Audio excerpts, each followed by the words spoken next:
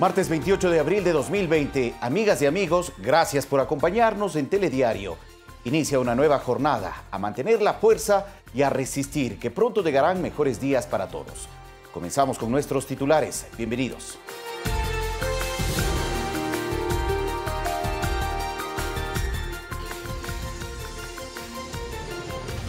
La ministra de Gobierno María Paula Romo informó que no se descarta ampliar el decreto de emergencia que concluye a mediados de mayo.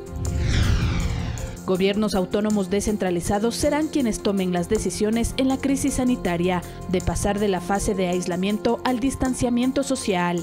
Analizan la situación en cada jurisdicción. La Embajada de los Estados Unidos en Ecuador realizó una segunda donación de elementos de bioseguridad a las Fuerzas Armadas. La Cruz Roja Ecuatoriana entrega kits de alimentos y limpieza a grupos vulnerables por la emergencia sanitaria.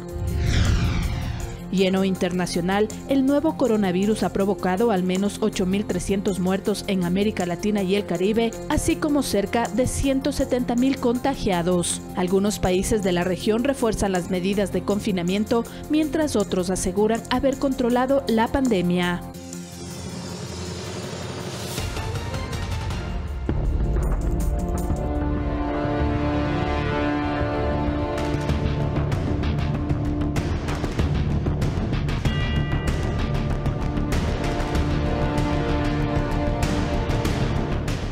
Siete de la mañana, 2 minutos. No se descarta ampliar el decreto de emergencia que concluye a mediados de mayo. Así lo informó la ministra de Gobierno, María Paula Romo, quien además reiteró que los gobiernos autónomos descentralizados deben actuar en el marco de sus competencias para tomar las decisiones en esta crisis sanitaria.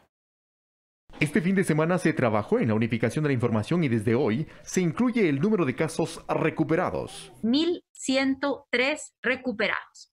Es decir, estas personas han logrado pasar todo el proceso desde el contagio que tuvieron y ya se ha verificado por laboratorio que no tienen más el virus. Las muestras para COVID suman 61.529. De ellas, 23.240 resultaron confirmados. Se descartaron 25.052. 1.557 recibieron el alta hospitalaria. Se registran además 663 defunciones por COVID y 1.138 defunciones por sospecha de COVID. Además, se respondieron inquietudes y precisaron anuncios previamente señalados por el gobierno nacional. Entre ellos, si el COVID es considerado una enfermedad laboral. Hay algunas discusiones que yo he presenciado por un documento interno del IES respecto de médicos, pero no en términos generales, no hay ninguna disposición que convierta al COVID en una enfermedad laboral. No es así. Sobre el estado de excepción, la ministra Romo dijo que se estudia la ampliación del mismo, pues a mediados de mayo concluiría. Además que este decreto contempla varias restricciones y sobre esa base deben decidir los gobiernos autónomos descentralizados. No pueden transitar los pasajeros entre provincias, no está permitido, no se pueden hacer espectáculos públicos, no se van a reiniciar las clases presenciales, no se pueden dar aglomeraciones, no se puede reincorporar el 100% de trabajadores al trabajo, sino por porcentajes dependiendo del color del semáforo. Esto es el margen de actuación que cada COE cantonal podrá decidir. Y lo que en estricto sentido jurídico se conoce como competencias concurrentes, añadió. Pero de ninguna manera significa que estos municipios o ningún municipio va a dejar de contar con el acompañamiento y el trabajo de todas las instituciones del gobierno nacional. En cuanto a la situación laboral y económica de trabajadores y empresas, la ministra dijo que una de las estrategias está anclada a la ley humanitaria y otras fuentes adicionales. Renegociando la deuda, buscando financiamiento externo y con un esfuerzo colectivo a través de los mecanismos que están en la Ley de Apoyo Humanitario en la Asamblea Nacional. Expresó su preocupación y la del gobierno nacional ante el caso que provocó una confusión al haber informado erróneamente que una persona falleció cuando no fue así. Aseguró que se toman los correctivos del caso para que no vuelva a suceder. Eduardo Córdoba, Medios Públicos. 7 de la mañana, 5 minutos. La fase de distanciamiento no implica volver a la normalidad en las actividades productivas, laborales, comerciales o de distracción. Las autoridades recalcan en la importancia de escuchar y entender bien las disposiciones oficiales para no dar cabida a rumores ni erróneas interpretaciones. Esta será una semana clave donde jugarán un papel fundamental las autoridades locales, pues serán ellos quienes determinen si cada una de sus jurisdicciones están listas para un cambio de color en el sistema del semáforo. Las autoridades han sido claras. A partir del próximo 4 de mayo, el país no volverá a una actividad normal, como que no hubiese pasado nada. El presidente Moreno enfatizó que la emergencia sanitaria continúa. El 4 de mayo iniciaremos una nueva fase en el combate a la pandemia del COVID-19. Que quede muy claro, que quede muy claro. Esto no significa que la emergencia sanitaria haya terminado. Por favor, de ninguna manera. Vamos todos a enfrentar la emergencia social y económica bajo los más estrictos controles y normas sanitarias. Iniciaremos una cuidadosa y progresiva apertura de algunos sectores productivos, pero con rigurosos protocolos sanitarios. Vuelvo a repetir, rigurosos protocolos sanitarios. Las parroquias, cantones, provincias o regiones que a partir del 4 de mayo venidero sigan en color rojo deben continuar acatando las medidas de restricción ya por ustedes conocidas. Solo se amplía las operaciones de comercio en línea y horarios más extendidos para la entrega de servicios a domicilio. La ministra de Gobierno, María Paula Romo, dijo el viernes anterior que la etapa del distanciamiento no implica que haya autorización para salir de las casas sin ningún tipo de medida. Es una nueva normalidad en donde nuestra gran tarea va a ser guardar distancia entre nosotros. Lo estábamos viendo ya en la siguiente diapositiva. Distancia en la calle, distancia en las oficinas, distancia en los comercios. Se recomienda al menos esta distancia de 1,5 metros entre cada persona, portando las mascarillas, los cubrebocas. En esta semana será importante que escuche y comprenda bien las disposiciones oficiales. No dé cabida a rumores ni erróneas interpretaciones. Javier Ceballos, Medios Públicos. 7 de la mañana, 7 minutos. Varios alcaldes consideran sensata la decisión del gobierno nacional de establecer un color de semáforo por cantones para previa evaluación pasar de la fase de aislamiento al distanciamiento social. Varias autoridades seccionales consultadas por Telediario mantendrán el color rojo en sus jurisdicciones al menos durante el mes de mayo. Los alcaldes empiezan a reaccionar sobre la implementación de la semaforización que, entre otras cosas, establece niveles diferentes de cuarentena y aislamiento, según la situación del COVID-19 en cada uno de los más de 200 cantones del país. De acuerdo a lo anunciado por el gobierno nacional, los comités de operaciones de emergencias cantonales decidirán, previa evaluación del número de contagios y la disponibilidad del sistema de salud, si su localidad le corresponde el color rojo, amarillo o verde. Antes de este anuncio, el alcalde de Quito, la segunda población con mayor número de contagios en el país, había ya solicitado al COE Nacional mantener el aislamiento en la capital. Explicó 3 razones. La curva de contagios en la capital no se ha estabilizado. Según cifras, hay acrecentamiento de contagios a diario y el sistema de salud no tiene la capacidad suficiente para someter a pruebas y aislar a cada caso. Sin embargo, hasta el cierre de esta emisión no se ha emitido criterio alguno respecto a esta última resolución del COE Nacional. Por su parte, Agustín Casanova, alcalde de Portoviejo, cantón con más casos positivos en Manabí, califica de sensata la estrategia de semaforización adoptada por el gobierno nacional, puesto que cada una de las localidades vive en realidades distintas. Anuncia que en este escenario el color rojo se mantendrá en el mes de mayo para realizar las evaluaciones respectivas. De acuerdo a nuestros análisis, vamos a solicitar, y por esas condiciones especiales que le hablé al inicio de Portoviejo, vamos a solicitar que se cree la zona especial de seguridad para Portoviejo, así como la hicieron en Guayaquil. Nosotros tenemos un objetivo claro: reducir la velocidad del contagio para que nuestro sistema sanitario pueda atender los enfermos. En la sierra centro del país, el alcalde de Latacunga, Byron Cárdenas, también concuerda con la aplicación del sistema de semaforización. De hoy en adelante, obviamente, nos toca irnos preparándonos para que sea el momento adecuado que se decida cambiar de situación. Por hoy es responsabilidad de todos, desde el punto en que nos encontremos. Las empresas, supermercados, constructoras, la tienda del barrio, a elaborar su propio protocolo biosanitario. Mientras en la región amazónica, Carlos Guevara, principal personero de la ciudad de Tena, la población con el menor número de casos de COVID-19 del país, anunció que acogerá el sistema de semaforización por la seguridad de la propia ciudadanía y así evitar que los contagios se expandan. Nos mantenemos en semáforo rojo, estaremos monitoreando el movimiento de cada uno de estos indicadores, pero explicarle a la ciudadanía y al país que la provincia de Napo, con la gran mayoría, por no decirle todos los cantones, hemos tomado la resolución de continuar con el semáforo rojo, continuar con la cuarentena. Juan Carlos Figueroa, Medios Públicos. 7 de la mañana, 10 minutos. Durante esta semana les daremos a conocer cómo se modificarían las restricciones de movilidad si las autoridades de algún cantón deciden pasar de color rojo, amarillo o verde dentro del sistema de semaforización en la siguiente fase de la emergencia sanitaria. Hablemos de la movilidad de los vehículos particulares. Actualmente el semáforo de todos está en rojo y por ello nuestros autos pueden salir una sola vez por semana de acuerdo al último dígito de la placa. Por ejemplo, el lunes circulan los vehículos cuyas placas terminan en 1 y 2.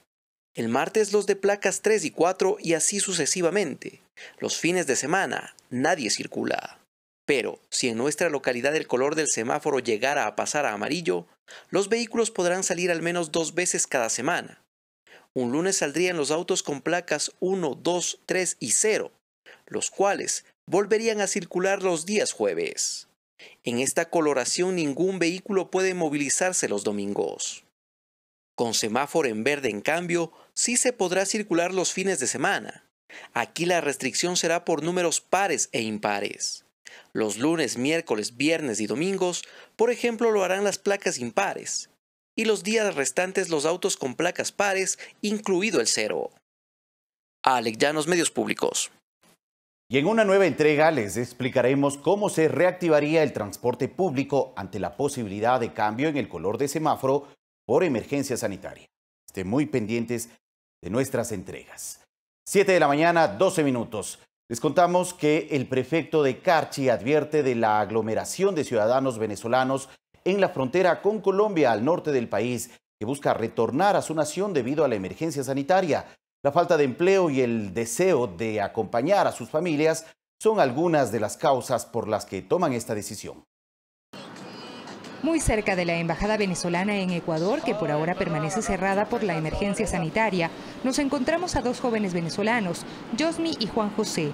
Ellos trabajaban vendiendo refrescos en las calles de Quito. Sin embargo, con el inicio del aislamiento se quedaron sin ingresos. Entonces ya no tenemos trabajo, ¿sí me entienden? Entonces ya ahorita lo que tenemos que hacer es salir a buscar la comidita, pedirle a las personas para ver si nos ayudan con cualquier comida, con cualquier monedita. Sin embargo, por su mente ya pasa a regresar a su país. Su retorno sería caminando, tal como llegaron, pues aunque han escuchado que su gobierno podría dar alguna salida, no tienen ninguna información oficial. Y ellos supuestamente lo llaman a uno. Es mejor uno pasar la roncha allá y no estar sufriendo tanto también por aquí.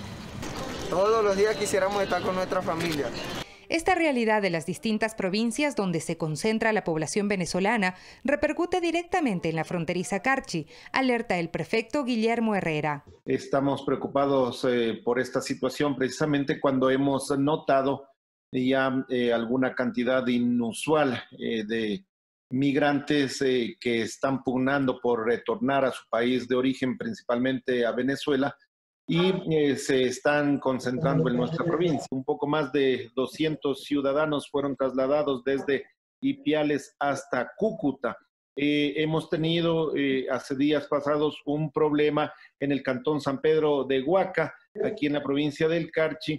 En una vivienda estaban residiendo 10 ciudadanos extranjeros y ellos dieron acogida a 40 ciudadanos más que regresaron de Guayaquil. En Ecuador residen alrededor de 500.000 de ciudadanos de esta nacionalidad. Por este motivo, Herrera ha solicitado al COE Nacional que se activen medidas de contención, pues teme que se desborde la situación humanitaria. En torno a no permitir la libre movilidad entre cantones, peor aún entre provincias.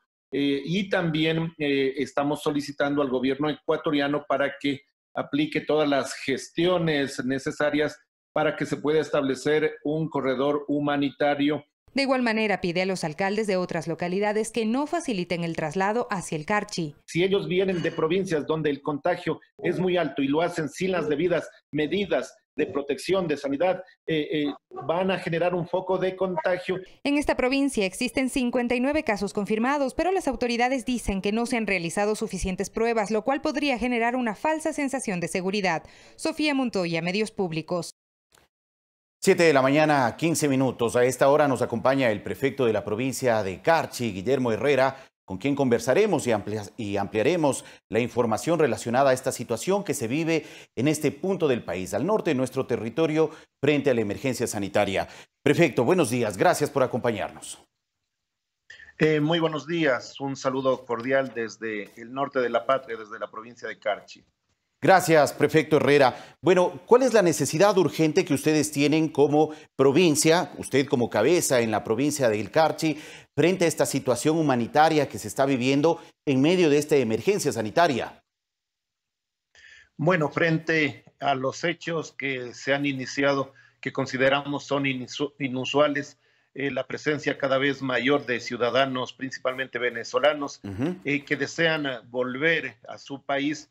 Nosotros creemos que es fundamental, que es urgentísimo que el gobierno ecuatoriano a través de Cancillería pueda establecer los acuerdos necesarios tanto con Colombia y con Venezuela con la finalidad de establecer un corredor humanitario que permita el regreso ordenado de los ciudadanos y que elimine el impacto que nosotros podemos tener principalmente en el Cantón Tulcán, en el puente de Rumichaca, al tener una masiva presencia de ciudadanos venezolanos que queden represados en frontera y que nos puedan generar un impacto no solamente sanitario, sino un impacto social. Perfecto. La preocupación... Perfecto. ¿Podríamos precisar cuántos ciudadanos venezolanos estiman ustedes han llegado en estos últimos días, en estas últimas semanas, y se encuentran en la zona fronteriza con Colombia, intentando pasar al país vecino del norte para continuar su recorrido hasta Venezuela? Mire, por darle un ejemplo que nosotros hemos contrastado la cifra con las autoridades locales de Colombia, la semana pasada más de 200 ciudadanos venezolanos se trasladaron hasta Cúcuta, la frontera con Venezuela, desde la ciudad de Ipiales y una cifra similar lo hizo desde la ciudad de Pasto. Estos ciudadanos pasaron a Colombia por los pasos ilegales. Nosotros en la ciudad de Tulcán hemos notado ya la presencia de un número importante de ciudadanos venezolanos que deambulan por la calle, que luego nosotros estimamos están pasando por los sectores ilegales, pero también venezolanos que retornan a nuestro país. ¿Cómo salta esta alerta en nuestra provincia? Primero, con un acontecimiento que tuvimos en el Cantón San Pedro de Huaca y luego algunos conocidos familiares, algunas personas del Carchi que residen en otras provincias nos alertaron sobre las acciones que lamentablemente estaban impulsando algunos gobiernos locales de otras provincias, indicando que iban a facilitar los vehículos para que los ciudadanos puedan venir hasta Rumichaca. Yo creo que esta acción debe limitarse, debe eliminarse de una sola vez, y mientras el gobierno ecuatoriano no tenga la posibilidad de establecer un acuerdo con Colombia y Venezuela, que los ciudadanos venezolanos que residen en las diferentes ciudades del país sigan ahí. Y cuando se establezca este protocolo, incluso que el aislamiento de estos ciudadanos sea en la provincia o en los cantones donde residen. ¿Por qué digo esto? Porque la infraestructura de nuestra provincia no va a ser suficiente para dar cabida a un mayor número de ciudadanos venezolanos. Ya con los que tenemos habitualmente aquí podemos establecer las normas adecuadas para darles seguridad a ellos y también a la población residente. Perfecto. Si las autoridades locales, sean prefectos o alcaldes de otras provincias y cantones, están haciendo estas acciones, yo creo que ese es un hecho irresponsable. Quieren zafarse de ese problema, pero entregarlo, vincular esa problemática a las poblaciones fronterizas, y nosotros no estamos de acuerdo con ese accionar. Perfecto, debemos entender que no tienen una cifra clara entonces de cuántos ciudadanos venezolanos se encuentran actualmente llegando hasta la provincia del Carchi para poder pasar hacia Colombia. ¿Cómo están llegando esos ciudadanos venezolanos? ¿Qué información tienen? ¿Tienen registro eventualmente de casos de COVID en ciudadanos venezolanos que se están desplazando hacia la frontera norte para continuar su trayecto hasta su país? Mire, este es el segundo tema. Si en la gestión de esta crisis permanentemente estamos pidiendo, reclamando al gobierno ecuatoriano que se haga un mayor número de pruebas en cada una de las provincias, consideramos que las pruebas son insuficientes como para tomar cualquier decisión a nivel provincial o cantonal. Imagínese usted qué pasa con estos ciudadanos. Nosotros no tenemos la información si a ellos como población el mayor riesgo se les ha hecho pruebas, no sabemos cuáles son los resultados. Con la infraestructura que tiene nuestra provincia y la capacidad y el apoyo que han dado algunas organizaciones no gubernamentales, ya es un número importante, que no deseo hacerlo público, de ciudadanos que se mantienen en aislamiento en nuestra provincia. Es decir, toda la capacidad instalada que podemos tener las instituciones públicas ya está totalmente copada. Por eso no podemos recibir un número mayor de ciudadanos. ¿Qué es lo que pedimos al gobierno ecuatoriano? El día domingo tuvimos una sesión urgente de consejo y lo primero que estamos pidiendo es el corredor humanitario, y lo segundo que le estamos pidiendo al gobierno ecuatoriano que haga cumplir de manera estricta la restricción de movilidad entre cantones y, peor aún, entre provincias del país. Claro, pero si Cancillería de nuestro país no toma las medidas de manera urgente, yo creo que este problema va a generar un impacto negativo en nuestra frontera, y yo responsabilizo directamente a las acciones que pueda tomar la Cancillería para tener un regreso ordenado de estos ciudadanos. Pongámonos también en la situación de ellos. Tienen miedo a contagio. Claro. Muchos de ellos están en Guayaquil, ya no tienen el sustento económico al que estaban habituados. Entonces la Cancillería debe actuar urgentemente y establecer los acuerdos correspondientes con Colombia. Si no, no vamos a poder contener a los ciudadanos que básicamente ingresaron al Ecuador caminando. Ellos van a regresar de la misma manera. Así es. Y esto prácticamente se convierte en una bomba de tiempo que amenaza la tranquilidad que hemos mantenido los carchenses. Perfecto. En la gestión de la crisis aparecemos como una de las provincias con mejor gestión. Que la falta de previsión del gobierno ecuatoriano y de la Cancillería principalmente no nos genere problemas que los carchenses no hemos buscado. Tenemos conocimiento que varios de estos ciudadanos venezolanos que actualmente se encuentran en el país han salido de forma masiva desde Guayaquil, desde la ciudad de Quito y desde algunas ciudades del centro de la serranía. Sin duda ellos están avanzando a pie hacia el norte bajo estas condiciones, pasando de provincia a provincia, de cantón a cantón, sin que haya un refuerzo o un control sobre ese paso cuando hay la disposición de no transitar interprovincialmente.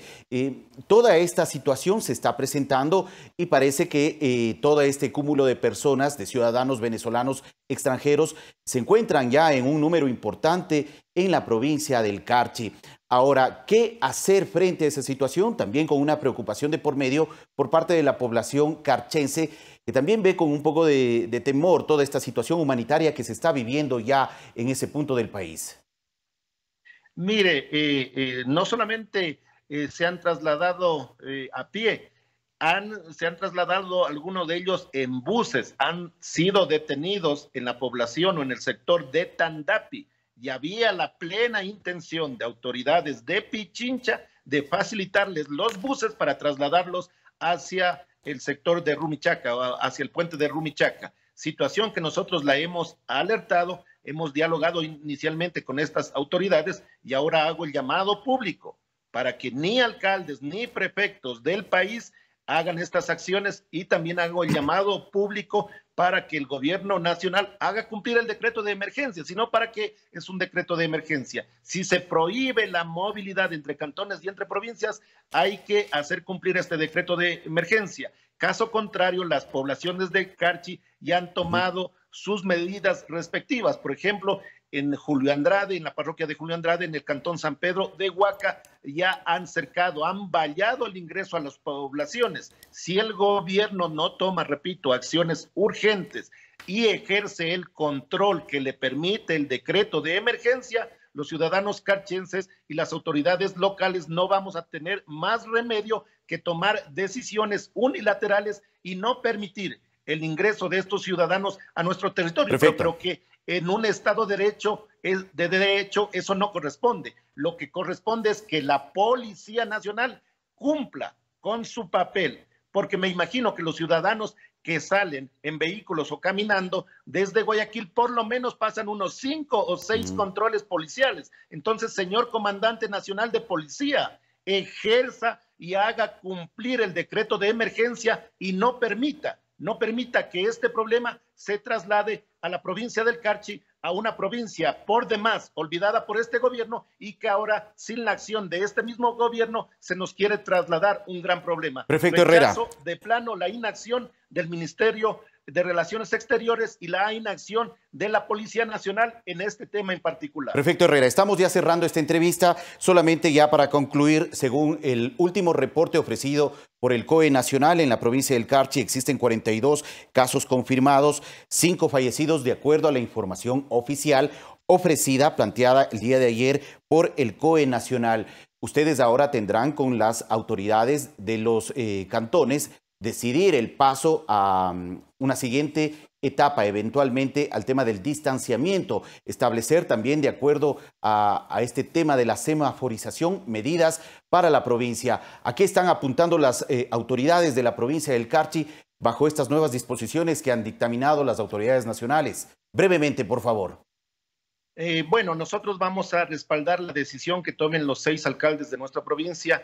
Siempre hemos manifestado que un cambio en la estrategia de manejo de esta crisis debe ir acompañado del número de pruebas suficientes. Uno de los indicadores que ha establecido el gobierno para pasar de un semáforo de color rojo a amarillo, por ejemplo, es la infraestructura sanitaria u hospitalaria que tenga una provincia. Para que sepan los ciudadanos ecuatorianos, en el hospital de Tulcán apenas contamos con 3 respiradores. Es decir, solamente con ese indicador ya sería motivo para que ninguno de los 6 cantones del Carchi pase del color rojo al color amarillo. Lo que nosotros necesitamos urgentemente es un número adecuado de pruebas para evaluar la situación real de nuestra provincia y dar el siguiente paso. De acuerdo, prefecto, muchas gracias por la información. Estaremos pendientes también de las decisiones que se adopten en esta provincia del norte del país. Un abrazo a la distancia. Muy buenos días. Gracias al prefecto Guillermo Herrera, prefecto de la provincia del Carchi, por ofrecernos información sobre la situación que actualmente se vive en este punto del país. 7 de la mañana, 27 minutos. Y la noche de ayer, en la Asamblea Nacional, la Comisión de Desarrollo Económico aprobó con 8 votos a favor y 5 abstenciones el informe para primer debate del proyecto de ley humanitaria propuesta por el Poder Ejecutivo para enfrentar los estragos económicos a causa de la emergencia sanitaria. El documento será remitido al presidente de la Asamblea Nacional, César Litardo, para que convoque a sesión de pleno y tratar este tema en primer debate. Ayer también la Comisión de Régimen Económico, con 8 votos a favor y 5 en contra, aprobó el informe para primer debate del proyecto de ley orgánica de ordenamiento de las finanzas públicas. En esta propuesta, los integrantes de la Comisión Legislativa modificaron el 80% de los artículos, acogiendo las observaciones que se presentaron durante su análisis. Este informe también será remitido al Poder Legislativo, al titular del Poder Legislativo, para que convoque a sesión plenaria para discutir sobre la propuesta. Los 2 proyectos de ley, el de apoyo humanitario y el de ordenamiento de las finanzas públicas, fueron enviados con el carácter de económico urgente por parte del Gobierno Nacional.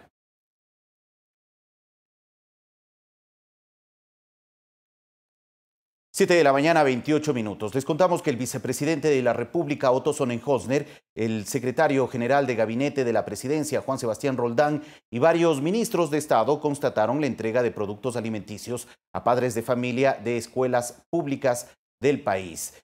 Este plan piloto es una iniciativa del trabajo articulado entre el sector privado y el gobierno nacional que contempla la distribución de 2 millones de canastas a familias vulnerables en todo el territorio nacional. El segundo mandatario y el gobernador de la provincia del Guayas, Pedro Pablo Duarte, también visitaron Ciudad Victoria con las brigadas Guayas Vive, con servicios de salud, alimentación y también fumigación. Estado enfocados en dos actividades importantes. La primera es el proyecto que tenemos de entrega de kits alimenticios. Estamos haciendo el plan piloto esta mañana en la ciudad de Guayaquil. Vamos a hacerle ciertas correcciones, pero eso nos va a permitir entregar más de 1 millón de kits alimenticios a padres de familia de escuelas públicas que no sean beneficiarios del bono y que necesiten esta ayuda en este momento para poder sostener el aislamiento unos días más. Continuamos con la entrega de víveres, en este caso el kit normal de víveres no perecibles, acompañado ahora por primera vez de un kit de víveres perecibles, verduras, legumbres, que son tan necesarias para la dieta.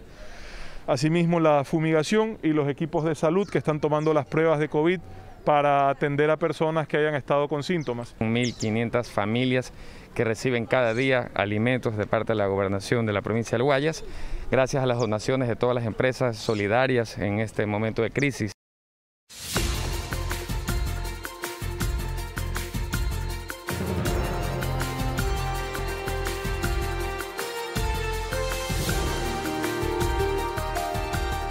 Siete de la mañana, 32 minutos. El ministro de Transporte, Gabriel Martínez, y el prefecto de la provincia del Guayas, Carlos Luis Morales, supervisaron el avance de obras en Colimes tras la caída del puente que conecta al cantón. A partir de este lunes opera una gabarra para transportar vehículos a través del río Daule.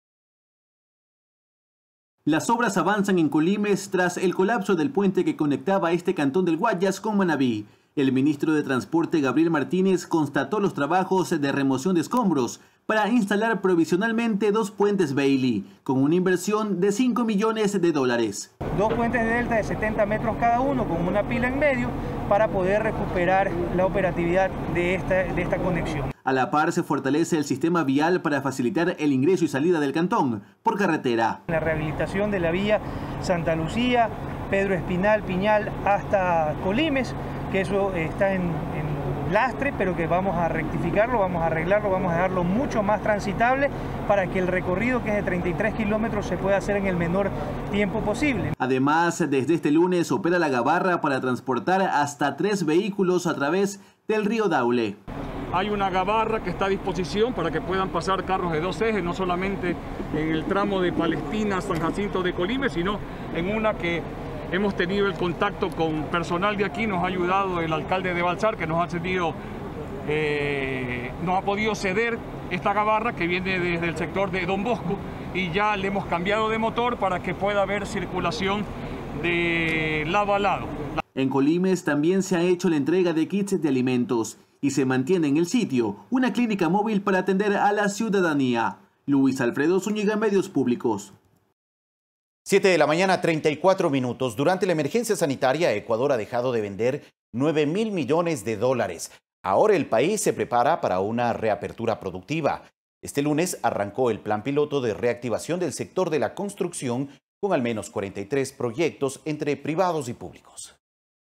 En promedio, la construcción ha perdido $1.600 millones mensuales por la emergencia sanitaria. Un sector que venía ya acarreando pérdidas y crisis por la situación y los acontecimientos en el país. La paralización de 486.000 personas. Los bienes que se transan en la construcción son del orden de $20.000 millones al año. Y el ministro de la Producción dio la cifra de cuánto ha dejado de vender toda la cadena de producción del país en los 40 días de aislamiento obligatorio. Cerca de $9.000 millones, y eso significa que muchísimas fuentes de empleo al día de hoy lamentablemente ya se han perdido. Desde este lunes, la construcción, uno de los ejes de la economía y empleo, reinició su actividad con la primera fase del plan piloto, con al menos 43 proyectos calificados por el gobierno. 30 empresas del sector privado y unas 15 del sector público para que inicien las pruebas de este protocolo. Estos proyectos empezarán poco a poco, porque lo que se trata es de priorizar la salud. Hemos priorizado aquellas empresas que han cumplido y que han calificado los diferentes requerimientos. Representan 4.000 fuentes de empleo aproximadamente. Montaneda precisó que se han seleccionado los prioritarios. En lo público, la edificación de hospitales, centros de salud y viviendas de interés social. En el sector privado, infraestructura, industrial y también casas. Sobre todo están en Quito y en Guayaquil.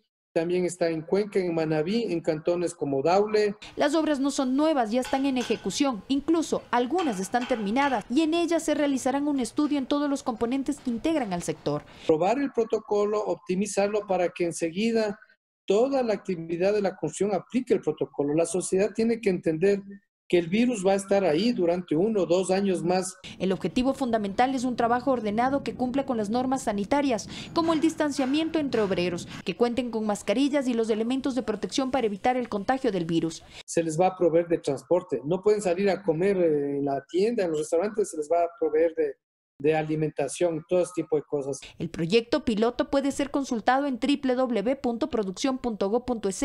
Tiene 19 páginas y establece los parámetros como el traslado de los trabajadores desde sus hogares, medidas para el ingreso y salida de vehículos de carga, para el hospedaje del personal en obra, el manejo de residuos peligrosos e infecciosos. El gobierno será el encargado de calificar los proyectos a través del mismo portal web en el que se deberá llenar los formularios. Yandún aclara que las empresas se encargarán de contactar a los proveedores de insumos y que esto no implica que se abrirán ofertas de trabajo. Y se va a emitir los salvoconductos para que las fábricas o ferreterías les abastezcan de materiales. El ministro de la Producción se refirió además a las pérdidas de toda la cadena de producción del país. Valeria Villarroel, Medios Públicos. 7 de la mañana, 37 minutos. El ingeniero Henry Yandún, vocero del colectivo Constructores Positivos, nos acompaña esta mañana aquí en Telediario. Gracias, ingeniero, por acompañarnos vía videoconferencia. Para arrancar este espacio de entrevista, ¿cuán afectado está el sector de la construcción en el país a causa de la emergencia sanitaria? Buenos días. Buenos días, Fabricio. Bueno, nosotros somos 486,000 personas dedicadas a la construcción y esto ha estado paralizado totalmente debido a las instrucciones de las autoridades. Y estamos a la espera de ya arrancar con nuestras actividades. El día de ayer ya empezó el plan piloto.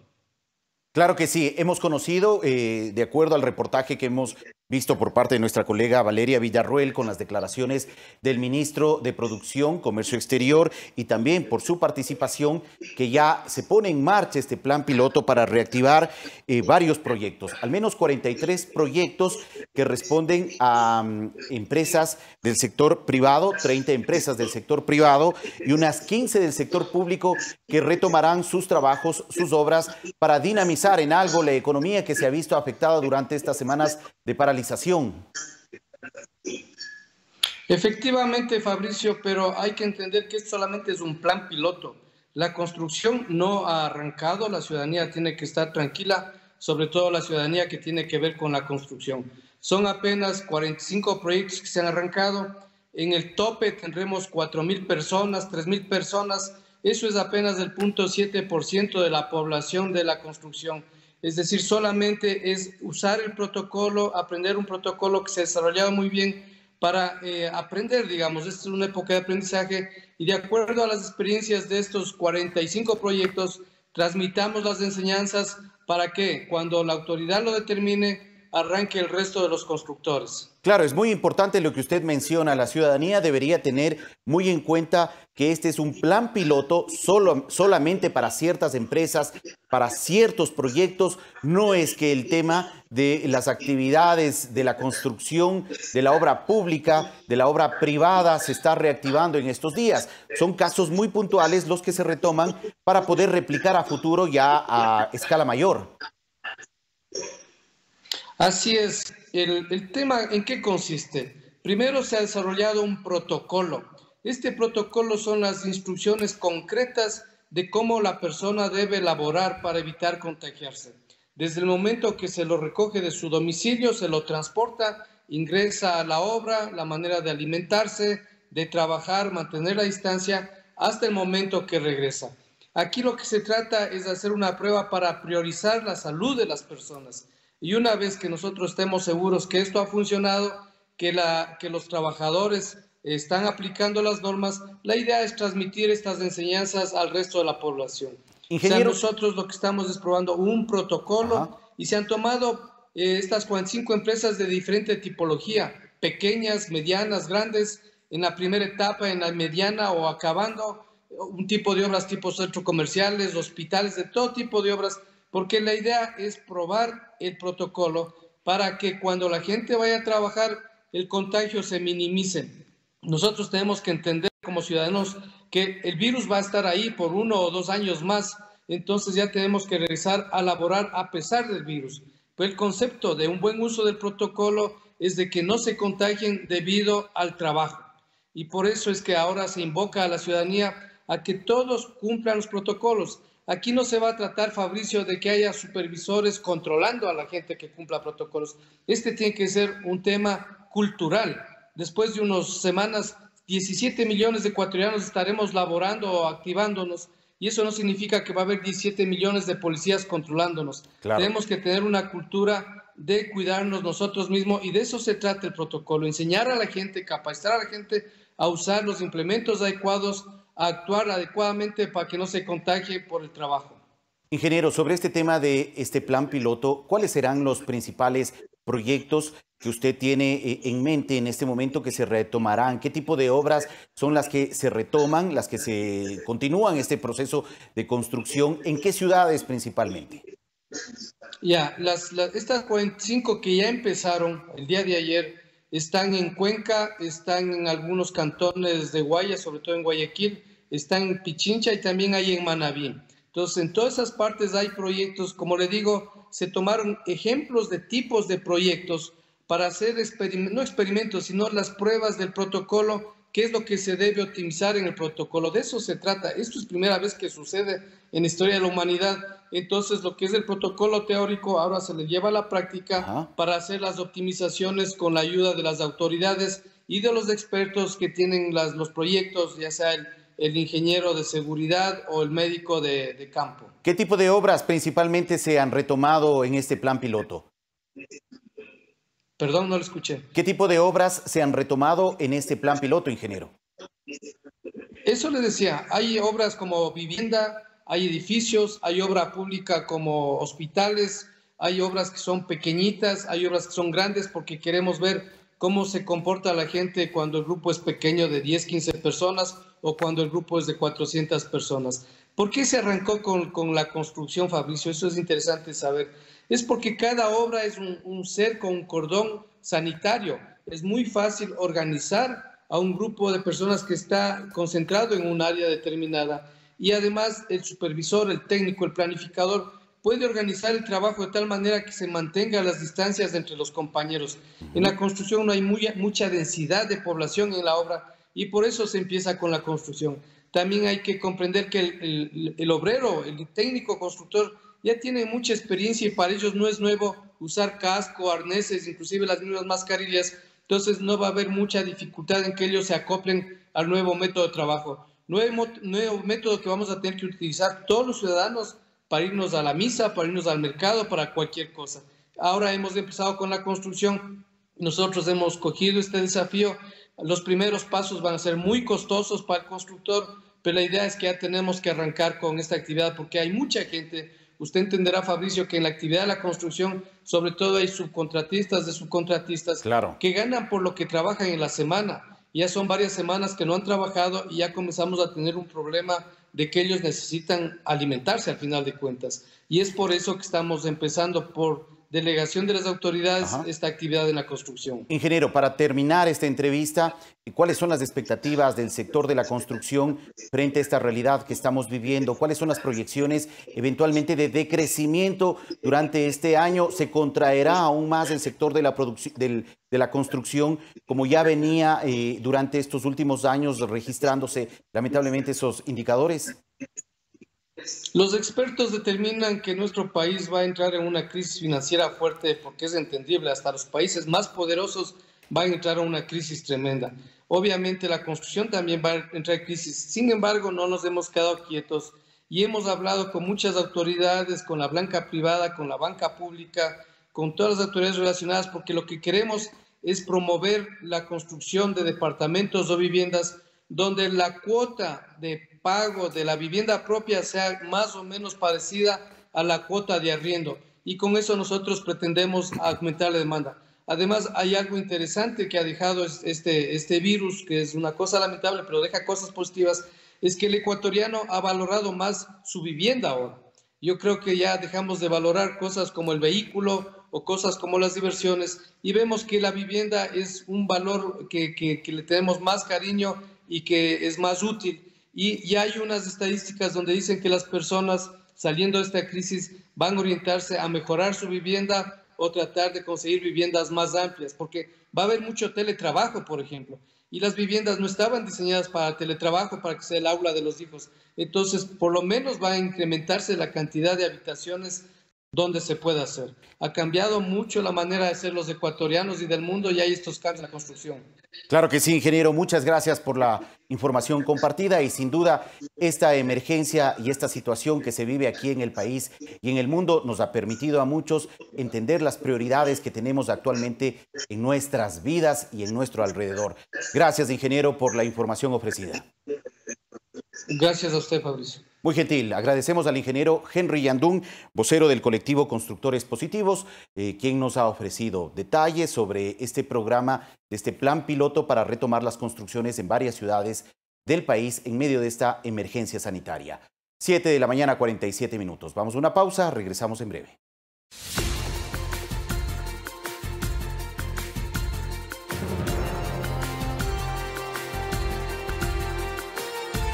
Siete de la mañana, 49 minutos. Los gobernadores de las provincias de Santa Elena, Bolívar, Azuay y Sucumbíos intensifican los recorridos puerta a puerta y en carreteras para brindar atención médica. Se ofrecen productos a precios justos, se verifican los salvoconductos y la circulación de vehículos de acuerdo al último dígito de la placa. Hiervan el agua y después que termine el agua tiran la hoja de eucalipto. Las brigadas médicas llegan con consejos útiles e importantes para que el virus no ingrese a los hogares de la provincia de Santa Elena. Son pacientes que padecen de diabetes e hipertensión, que interrumpieron sus tratamientos por miedo al contagio de COVID-19 o por falta de transporte. Muchos de ellos, al no recibir sus medicamentos, sufrieron una descompensación en su salud. Desde el 15 de abril han atendido a 1.169 ciudadanos de 7 comunas. Como se puede observar, la medicina gratuita. De la misma manera se ha hecho una articulación con el GAT de Santa Elena, donde se le está dando raciones de alimentos y se está fumigando en este mismo día a toda la comunidad. Mientras que en Sucumbíos, el gobernador recorrió puerta a puerta Xuxufindi. Aquí se implementaron las ferias móviles a precios justos, con productos traídos de Ambato. Recibir en las puertas de nuestros hogares, o sea, las cosas de primera necesidad, y un apoyo muy importante porque así no se especulan los precios, ¿no? En la Sierra Centro, en la provincia de Bolívar, el gobernador encabezó un operativo para verificar el cumplimiento del uso adecuado de salvoconductos. Hemos visto cómo la gente todavía no respeta el hoy no circula. Hemos capturado algunos vehículos. En total, desde el 7 de abril que empezaron los operativos, ya llevamos 110 vehículos capturados. En Cuenca, capital de la provincia de Azuay, las acciones de control se centraron en restablecer el orden en el espacio público destinado para el comercio mayorista de esa ciudad. Hemos visto bastante irresponsabilidad por parte de la ciudadanía. Hasta este momento tenemos aproximadamente 5 vehículos ya retirados. Más de 40 uniformados participaron en el operativo que se ejecutó desde la madrugada. Retiraron a los ciudadanos que intentaron colocarse en las vías y aceras cercanas para vender los productos. Valeria Villarroel, Medios Públicos.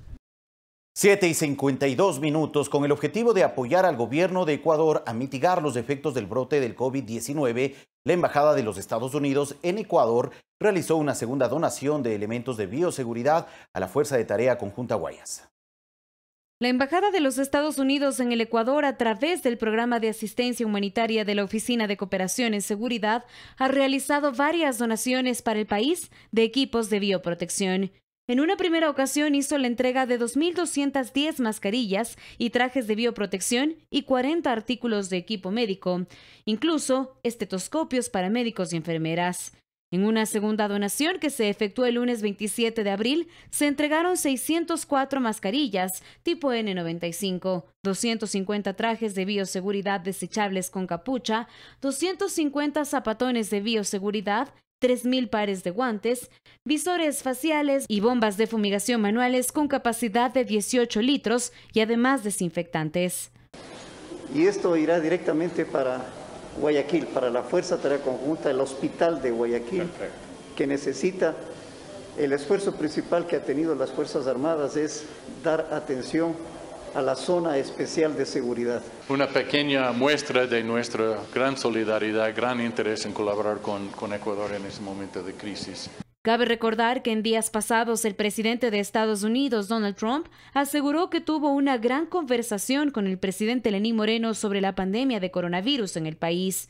El primer mandatario estadounidense manifestó que brindará ayuda a Ecuador para luchar contra esta enfermedad. Muestra de la solidaridad de este país es esta segunda donación de elementos de bioseguridad. Además, el embajador de Estados Unidos en Ecuador informó que destinará $2 millones para la salud pública ecuatoriana. El día viernes el presidente Trump ofreció al presidente Moreno varios tipos de EPP, incluyendo ventiladores también para los hospitales en Ecuador. También estamos ofreciendo en este momento millones de dólares de apoyo. El ministro de Defensa, Osvaldo Jarrín, agradeció la ayuda brindada por Estados Unidos. Aseguró que estos elementos servirán para precautelar la seguridad del personal militar que atiende la emergencia sanitaria en todo el territorio ecuatoriano. Carla Arcentales, Medios Públicos. 7:54 de la mañana. El secretario técnico de las Juventudes, Elías Tenorio, se encuentra hoy para ofrecernos información de cómo se está trabajando en la provincia de Esmeraldas durante esta emergencia sanitaria. Buenos días, secretario. Gracias por acompañarnos vía videoconferencia. ¿Cómo estás? Buenos días, Fabricio. Buenos días a toda la ciudadanía. Muchas gracias, Elías. Bueno, tenemos pocos minutos, pero sería importante conocer el trabajo que se ha cumplido para tratar de frenar el avance del coronavirus, sobre todo en la provincia de Esmeraldas, donde entiendo usted se encuentra trabajando y desplegando una estrategia para enfrentar a la pandemia.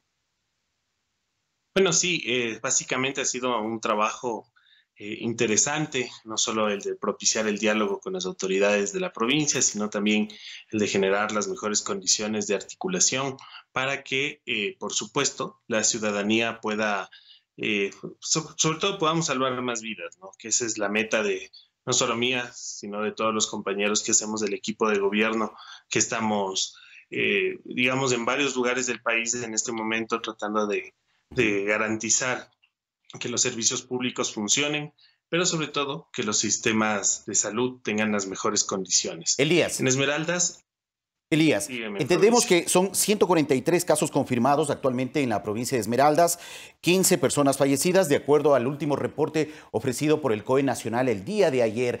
¿Cuáles son en este momento las necesidades urgentes en la provincia verde, como se la conoce? Bueno, básicamente hay tres necesidades. La primera, que estamos procesando para la próxima semana, la toma de pruebas rápidas. Eso nos va a poder ayudar a identificar más casos de contagio como tal.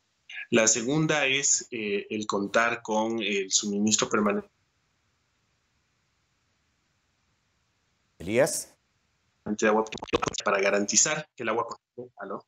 Sí, creo que tuvimos un pequeño corte en la conexión. ¿Podríamos retomar, por favor, el tema de las pruebas rápidas? Ese es un tema muy importante en el que están trabajando. ¿Qué otro tipo de requerimientos urgentes necesita la provincia? Bueno, no solo el tema de las pruebas rápidas, sino el que podamos sobre...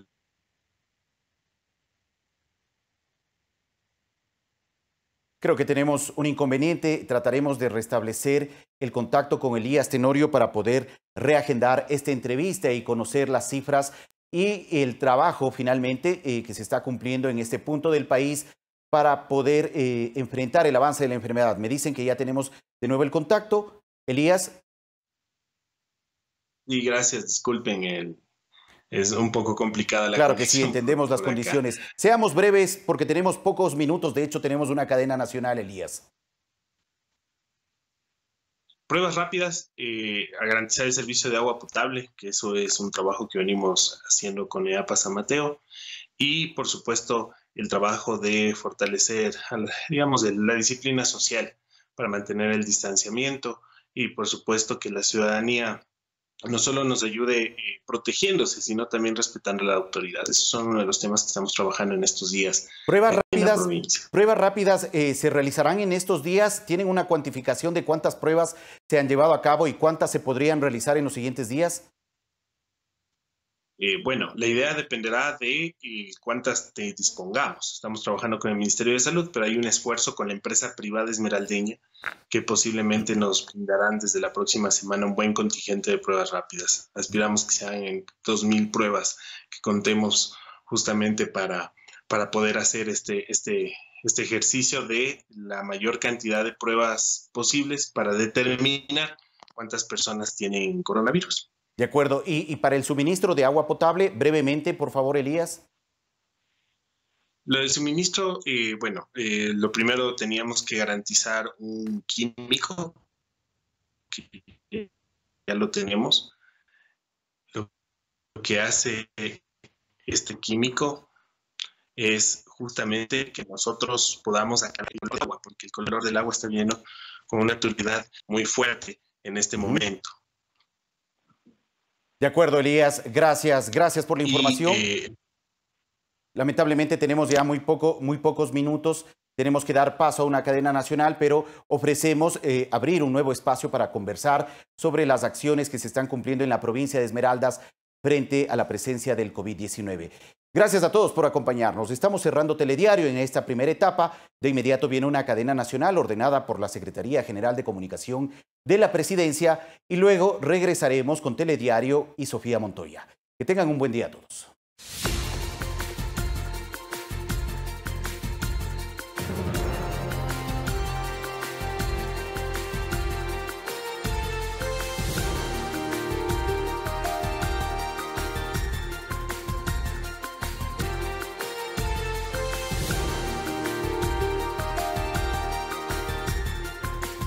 Amigos, ¿cómo están? Muy buenos días. Es un gusto acompañarles desde Telediario. En esta mañana vamos a repasar los hechos más destacados. Empezamos.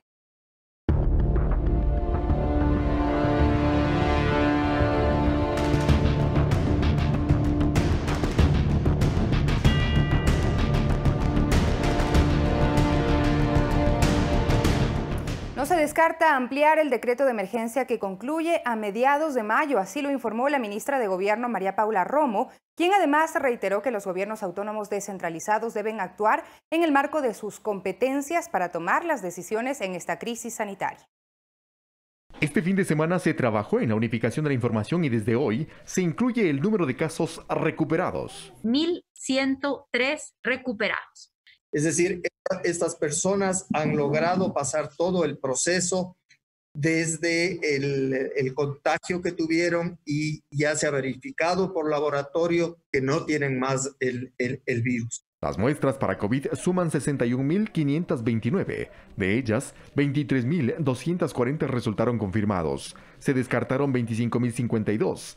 1.557 recibieron el alta hospitalaria. Se registran además 663 defunciones por COVID y 1.138 defunciones por sospecha de COVID.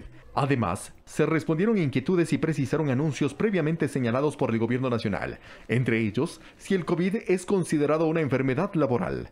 Hay algunas discusiones que yo he presenciado por un documento interno del IES respecto de médicos, pero no en términos generales, no hay ninguna disposición que convierta al COVID en una enfermedad laboral. No es así. Sobre el estado de excepción, la ministra Romo dijo que se estudia la ampliación del mismo, pues a mediados de mayo concluiría. Además que este decreto contempla varias restricciones y sobre esa base deben decidir los gobiernos autónomos descentralizados. No pueden transitar los pasajeros entre provincias, no está permitido, no se pueden hacer espectáculos públicos, no se van a reiniciar las clases presenciales, no se pueden dar aglomeraciones, no se puede reincorporar el 100% de trabajadores al trabajo, sino por porcentajes dependiendo del color del semáforo.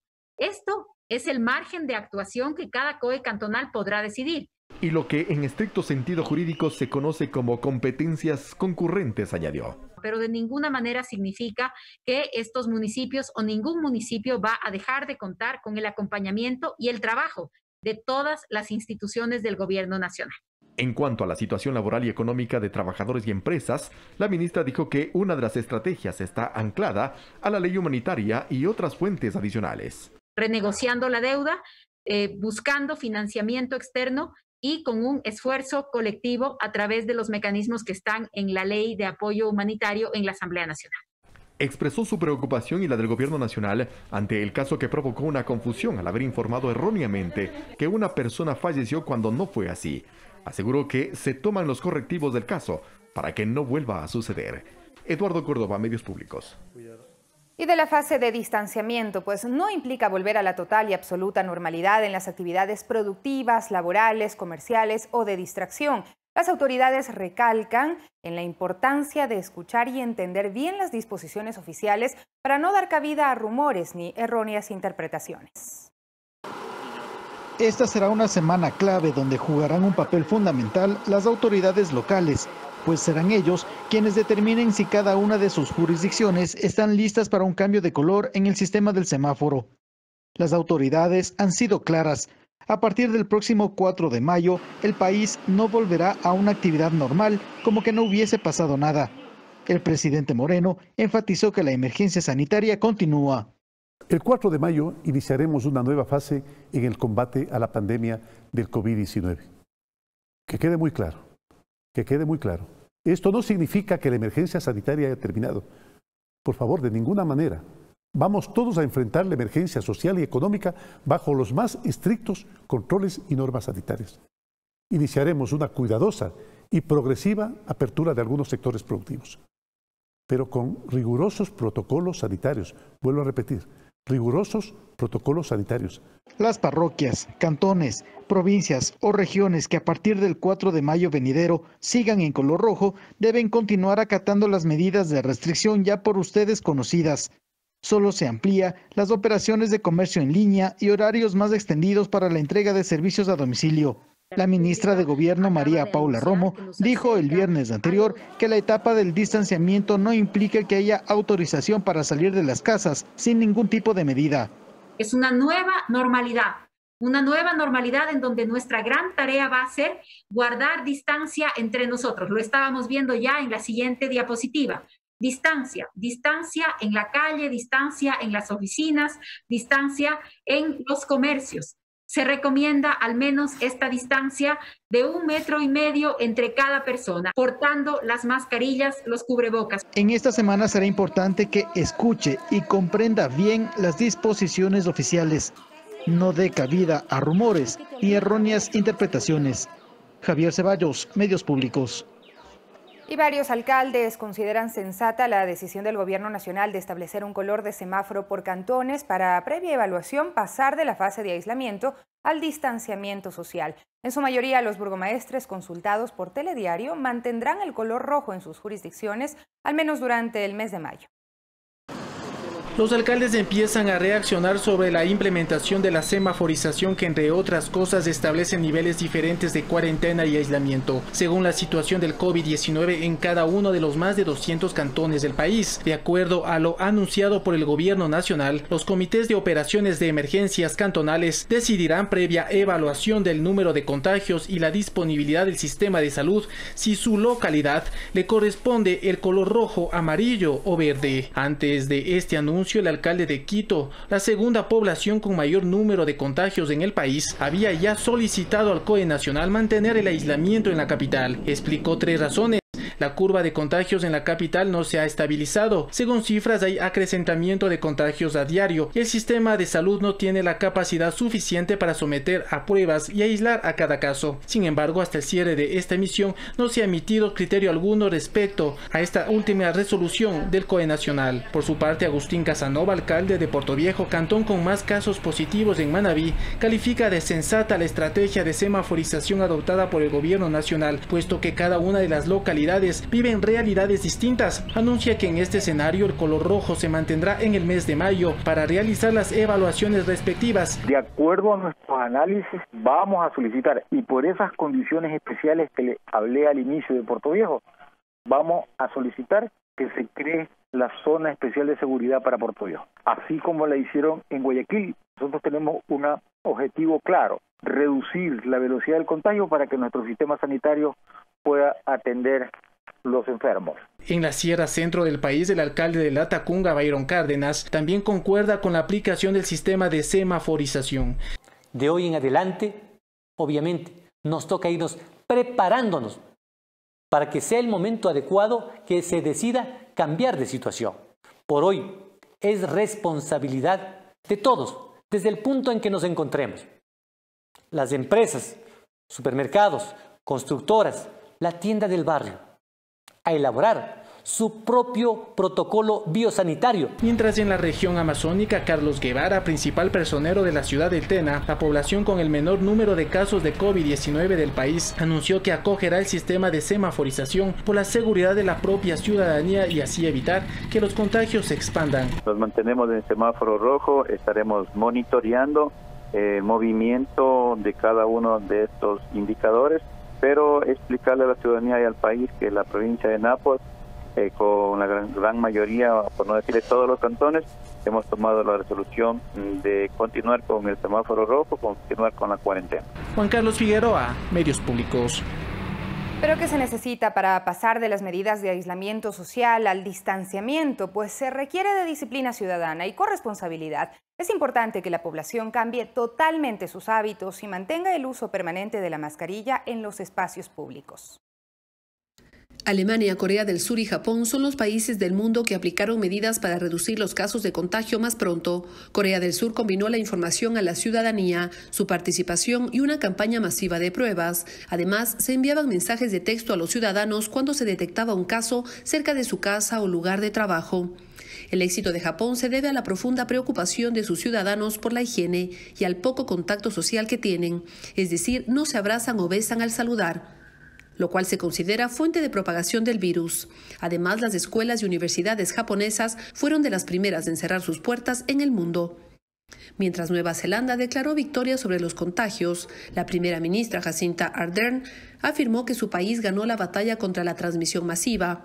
Autoridades sanitarias registraron solo un caso de contagio en las últimas 24 horas. Estos casos demostraron que no solo las pruebas masivas ayudan a detectar nuevos casos del virus, sino que la colaboración y la conciencia ciudadana son fundamentales para detener los contagios. En cualquiera de las fases que indiquen los semáforos en Ecuador, en todas las ciudades y pueblos es necesario que la ciudadanía se mantenga colaborando con las medidas de higiene permanente de las manos con agua y jabón, desinfectarlas con alcohol, la limpieza constante de superficies, el distanciamiento social y el uso de mascarilla o cubrebocas en todo momento en el espacio público. Entre las recomendaciones a cumplir están mantenerse a 2 metros de distancia de otras personas, evitar las aglomeraciones. En las empresas deben cumplirse protocolos de bioseguridad y medidas preventivas. Recuerde que el compromiso ciudadano es fundamental para acatar las medidas dispuestas por las autoridades. Verónica Rivadeneira, Medios Públicos. Y a propósito, durante esta semana les daremos a conocer cómo se modificarían las restricciones de movilidad si las autoridades de algún cantón deciden pasar de color rojo, amarillo o verde dentro del sistema de semaforización en la siguiente fase de la emergencia sanitaria. Hablemos de la movilidad de los vehículos particulares. Actualmente el semáforo de todos está en rojo y por ello nuestros autos pueden salir una sola vez por semana de acuerdo al último dígito de la placa. Por ejemplo, el lunes circulan los vehículos cuyas placas terminan en 1 y 2. El martes los de placas 3 y 4 y así sucesivamente. Los fines de semana nadie circula. Pero si en nuestra localidad el color del semáforo llegara a pasar a amarillo, los vehículos podrán salir al menos 2 veces cada semana. Un lunes saldrían los autos con placas 1, 2, 3 y 0, los cuales volverían a circular los días jueves. En esta coloración ningún vehículo puede movilizarse los domingos. Con semáforo en verde, en cambio, sí se podrá circular los fines de semana. Aquí la restricción será por números pares e impares. Los lunes, miércoles, viernes y domingos, por ejemplo, lo harán las placas impares. Y los días restantes los autos con placas pares, incluido el 0. Alex Llanos, Medios Públicos. Y mañana presentaremos cómo se reactivaría el transporte público ante la posibilidad de cambio en el color del semáforo por emergencia sanitaria. Vamos con más noticias. La noche de ayer en la Asamblea Nacional, la Comisión de Desarrollo Económico aprobó con 8 votos a favor y 5 abstenciones el informe para primer debate del proyecto de ley humanitaria propuesta por el Ejecutivo para enfrentar los estragos económicos a causa de la emergencia sanitaria. El documento será remitido al presidente de la Asamblea, César Litardo, para que convoque a sesión de pleno y tratar este tema. Ayer también la Comisión de Régimen Económico, con 8 votos a favor y 5 en contra, aprobó el informe para primer debate del proyecto de ley orgánica de ordenamiento de las finanzas públicas. En esta propuesta, los integrantes de la Comisión Legislativa modificaron el 80% de los artículos, acogiendo las observaciones que se presentaron durante su análisis. Este informe también será remitido al titular del Poder Legislativo para que convoque a sesión plenaria para discutir sobre la propuesta. Los dos proyectos de ley, el de apoyo humanitario y el de ordenamiento de las finanzas públicas, fueron enviados con el carácter de económico urgente por parte del Gobierno central.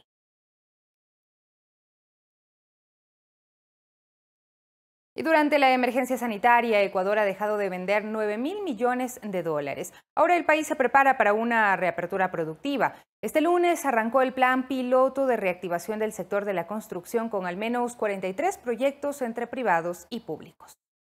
En promedio, la construcción ha perdido 1.600 millones de dólares mensuales por la emergencia sanitaria, un sector que venía ya acarreando pérdidas y crisis por la situación y los acontecimientos en el país. La paralización de 486.000 personas. Los bienes que se transan en la construcción son del orden de 20.000 millones de dólares al año. Y el ministro de la Producción dio la cifra de cuánto ha dejado de vender toda la cadena de producción del país en los 40 días de aislamiento obligatorio. Cerca de 9.000 millones de dólares. Y eso significa que muchísimas fuentes de empleo al día de hoy lamentablemente ya se han perdido. Desde este lunes, la construcción, uno de los ejes de la economía y empleo, reinició su actividad con la primera fase del plan piloto, con al menos 43 proyectos calificados por el gobierno. 30 empresas del sector privado y unas 15 del sector público para que inicien las pruebas de este protocolo. Estos proyectos empezarán poco a poco, porque lo que se trata es de priorizar la salud. Hemos priorizado aquellas empresas que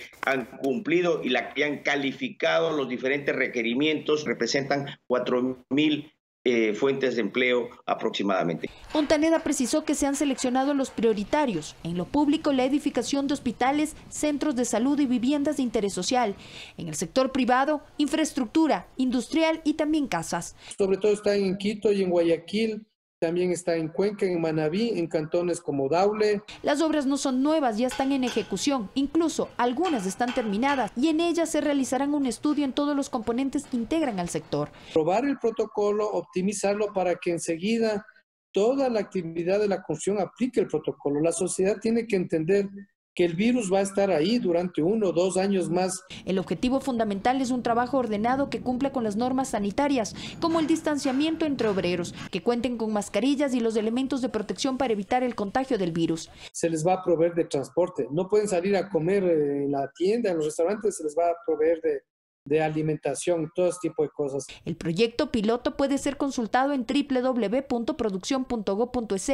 Tiene 19 páginas y establece los parámetros como el traslado de los trabajadores desde sus hogares, medidas para el ingreso y salida de vehículos de carga, para el hospedaje del personal en obra, el manejo de residuos peligrosos e infecciosos. El gobierno será el encargado de calificar los proyectos a través del mismo portal web, en el que se deberá llenar los formularios.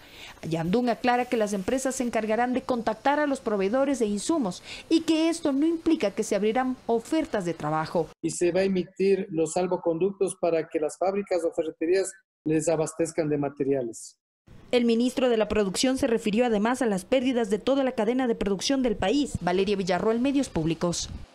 Mientras el vicepresidente de la República, Otto Sonnenholzner, el secretario general de Gabinete de la Presidencia, Juan Sebastián Roldán, y varios ministros de Estado constataron la entrega de productos alimenticios a padres de familia de escuelas públicas. Este plan piloto es una iniciativa del trabajo articulado entre el sector privado y el gobierno nacional que contempla la distribución de 2 millones de canastas a familias vulnerables en todo el país. El segundo mandatario y el gobernador del Guayas, Pedro Pablo Duarte, también visitaron Ciudad Victoria con las brigadas Guayas Vive, con servicios de salud, alimentación y fumigación.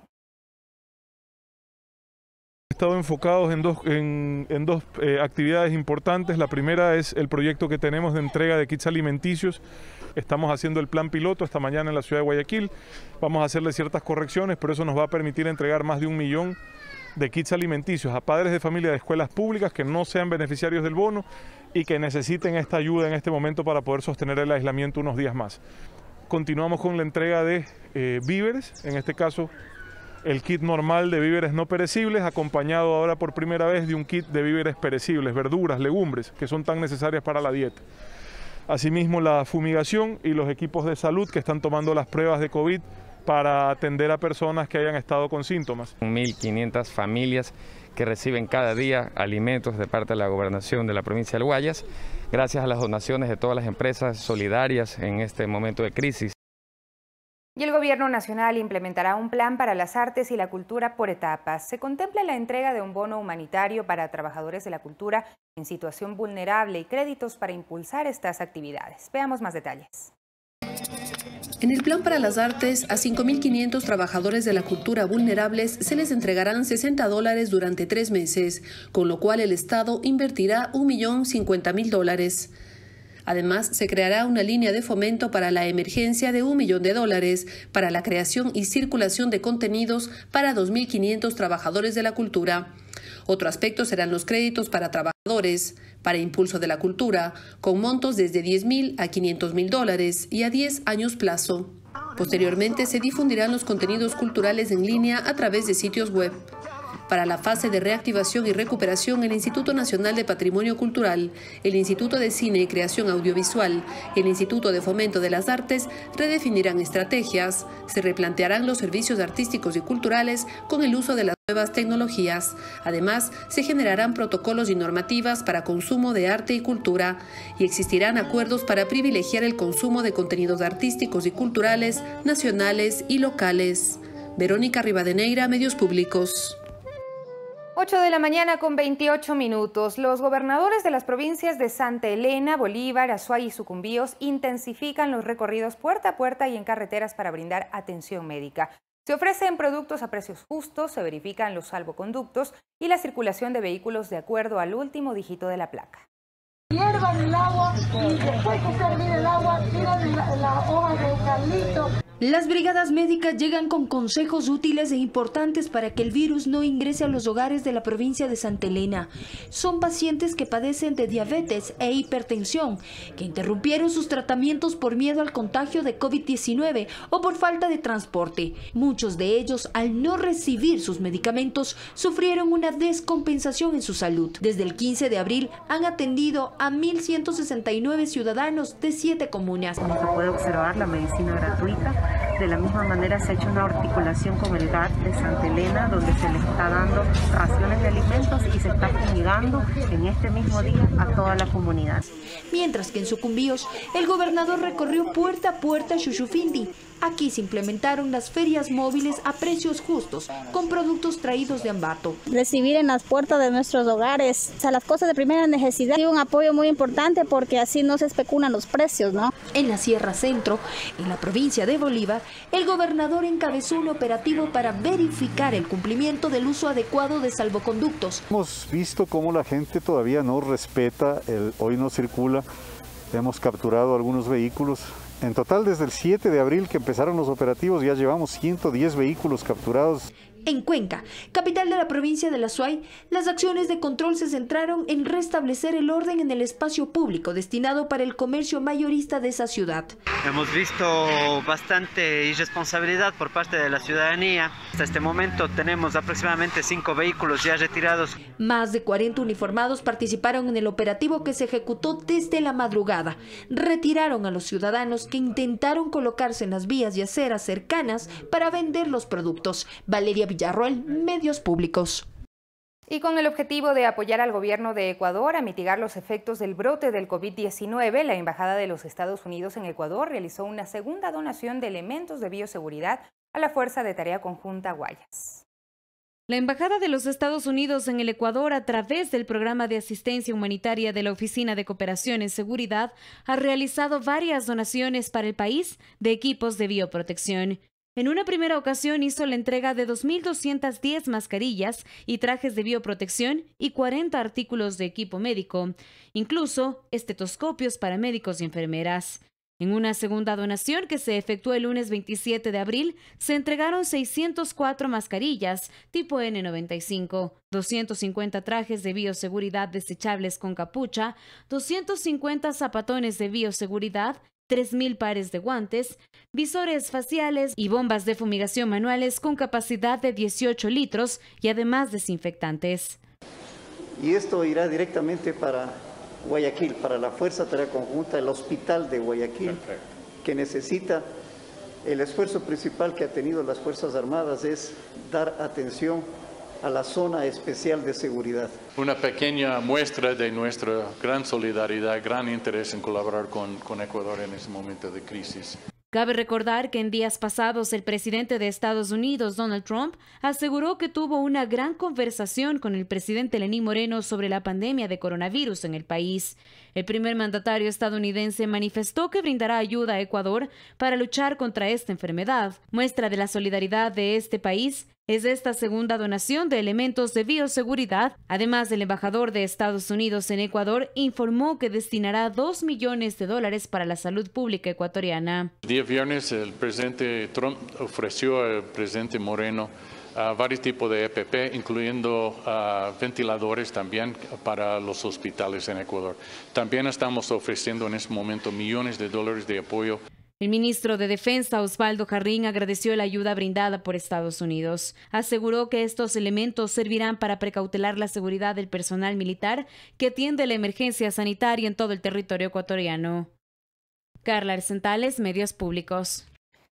8 de la mañana con 33 minutos, la Cruz Roja Ecuatoriana entrega kits de alimentos y limpieza a grupos vulnerables por la emergencia sanitaria. Además, mantiene el servicio gratuito de teleasistencia médica y psicosocial para personas que lo necesiten.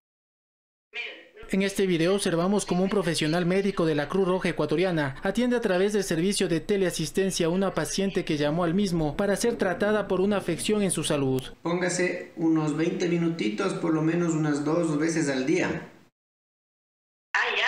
Tiene un papel, le voy a dar una indicación de medicación. Mediante la línea gratuita de contención emocional Carla Alvear, voluntaria de la Junta Provincial de Pichincha de la institución, presta atención psicológica a una persona que tiene algún tipo de dificultad provocada por el encierro de la cuarentena. ¿Cuál es su nombre? ¿Y cómo le gustaría que le llame?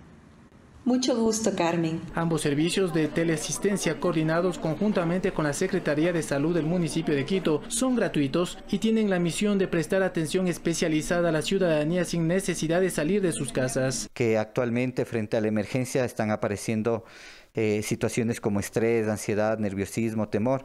Entonces la importancia de un psicólogo en estos momentos va a ayudar a que la salud mental mejore. La Cruz Roja Ecuatoriana, en articulación con el COE Metropolitano, entrega kits de alimentos. En toda la capital, alrededor de 60 personas apoyan con su contingente humano para que estos productos lleguen a todos los rincones posibles. Entendiendo que está destinado para personas vulnerables, personas que se encuentran en los grupos prioritarios y también personas en movilidad humana, quienes en estos momentos son personas que se encuentran en alto riesgo.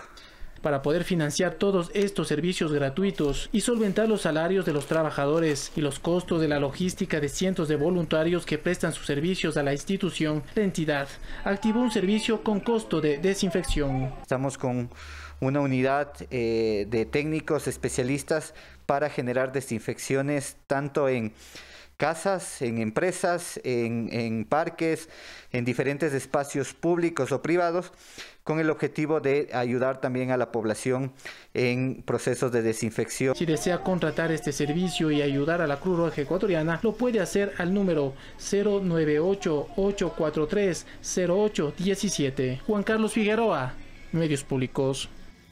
Momento de hacer nuestra primera pausa, pero antes compartimos con ustedes este tema inédito de Jaime Ostaiza, miembro del Ejército Ecuatoriano, quien envió su canción a Telediario. Veamos.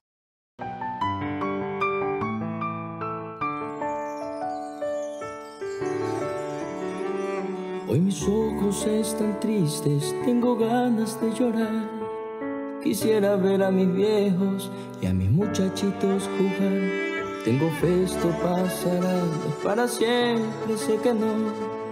Ya habrá tiempo para vernos y podernos abrazar. Pero antes cumpliré una gran misión. Voy a luchar por ti, voy a cuidar de ti. No tengo fuerzas, pero me las da mi Dios con todo su amor. Y aunque yo quiero también regresar a casa, estaré firme si no alcanza, mi vida también la doy. Solo te pido que no pierdas la esperanza, no. Todos unidos como hermanos, por la fuerza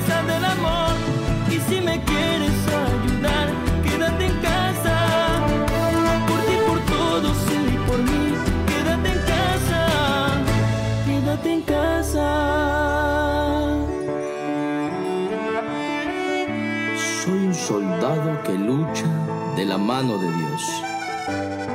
En una guerra sin armas, contra un enemigo que no tiene compasión.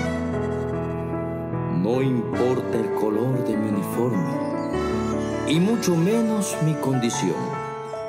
En hospitales, en las calles, en fronteras o detrás de un micrófono, cuidar de ti, esa es mi gran misión. Por ti, por mí y por todos. Quédate en casa.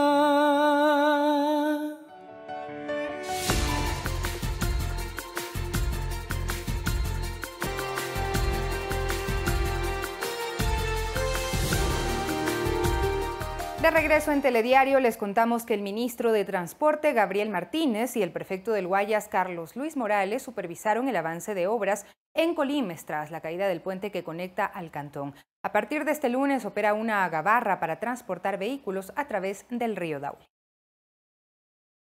Las obras avanzan en Colimes tras el colapso del puente que conectaba este cantón del Guayas con Manabí. El ministro de Transporte, Gabriel Martínez, constató los trabajos de remoción de escombros para instalar provisionalmente 2 puentes Bailey, con una inversión de $5 millones. 2 puentes de delta de 70 metros cada uno, con una pila en medio, para poder recuperar la operatividad de esta conexión. A la par se fortalece el sistema vial para facilitar el ingreso y salida del cantón por carretera. La rehabilitación de la vía Santa Lucía, Pedro Espinal, Piñal hasta Colimes, que eso está en lastre, pero que vamos a rectificarlo, vamos a arreglarlo, vamos a dejarlo mucho más transitable para que el recorrido, que es de 33 kilómetros, se pueda hacer en el menor tiempo posible. Además, desde este lunes opera la gabarra para transportar hasta 3 vehículos a través del río Daule.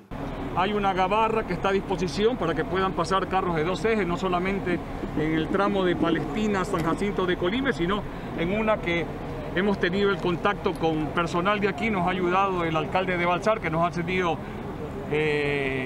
podido ceder esta gabarra que viene desde el sector de Don Bosco, y ya le hemos cambiado de motor para que pueda haber circulación de lado a lado.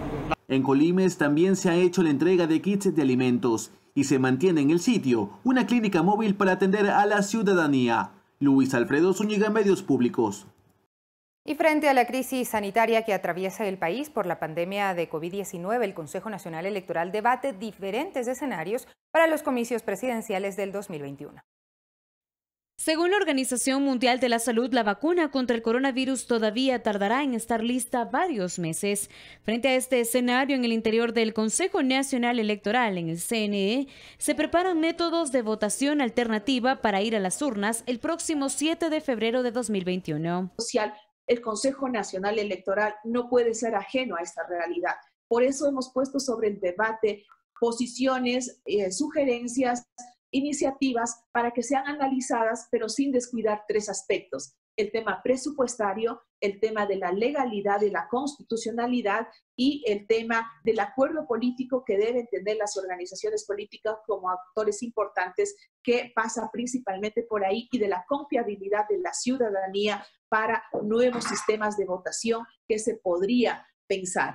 El Código de la Democracia, en el artículo 113, señala que se pueden decidir para los sufragios métodos electrónicos o telemáticos de votación y escrutinio en forma total o parcial. Por ello, una de las alternativas sería el voto electrónico. Es un desafío muy grande, un desafío en el que nosotros lo principal es que tenemos que garantizar la transparencia, la limpieza del proceso electoral para las elecciones de 2021. Que no podemos perder de vista es el tiempo que tenemos para implementar este nuevo sistema, si fuera el caso.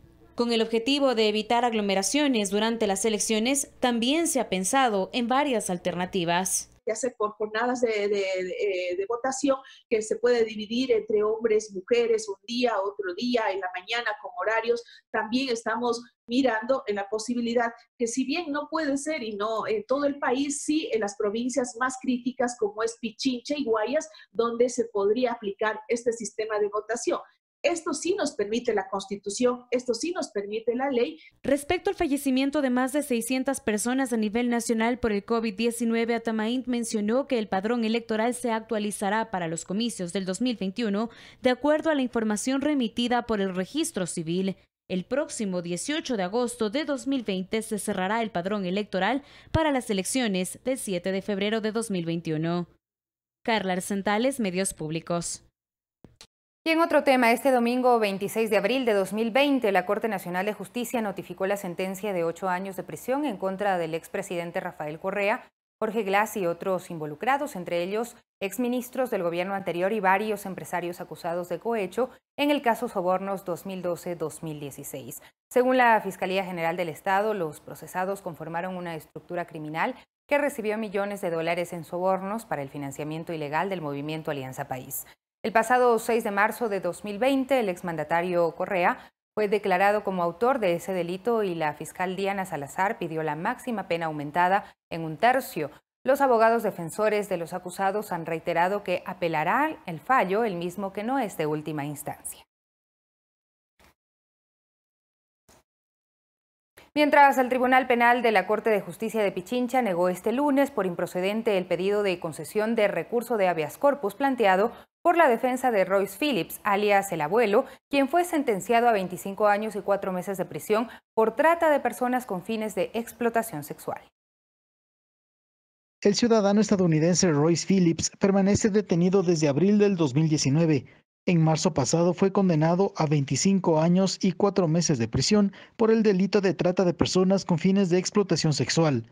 Alias el abuelo recibió esta condena luego de que la policía y la fiscalía iniciaran una investigación cuando fue hallado el cuerpo sin vida de una adolescente de 15 años en agosto del 2018, al que se le denominó Caso Carolina. La pesquisa determinó que varias adolescentes eran captadas por jóvenes para luego ser llevadas al departamento de Royce Phillips, alias el abuelo, donde se realizaban fiestas, y las chicas eran filmadas y fotografiadas mientras mantenían relaciones sexuales. Este lunes, el Tribunal Penal de la Corte de Pichincha negó el pedido de habeas corpus con el cual alias el abuelo pretendía salir en libertad. Luego de una audiencia telemática, el Tribunal Penal declaró improcedente dicho recurso, ya que a criterio de los jueces no hubo los justificativos necesarios que determinen violación de derechos constitucionales, como se argumentó en el pedido de habeas corpus. Javier Ceballos, Medios Públicos.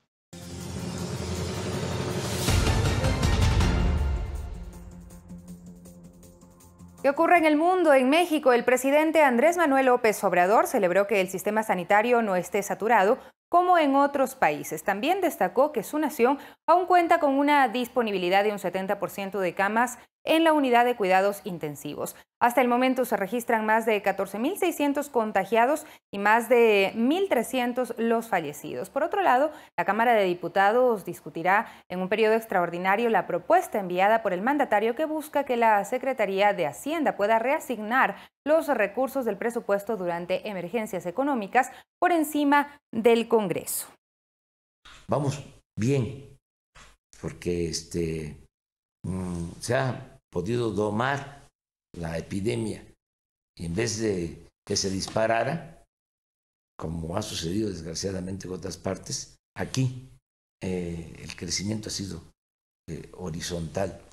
Y esto nos ha permitido prepararnos muy bien para tener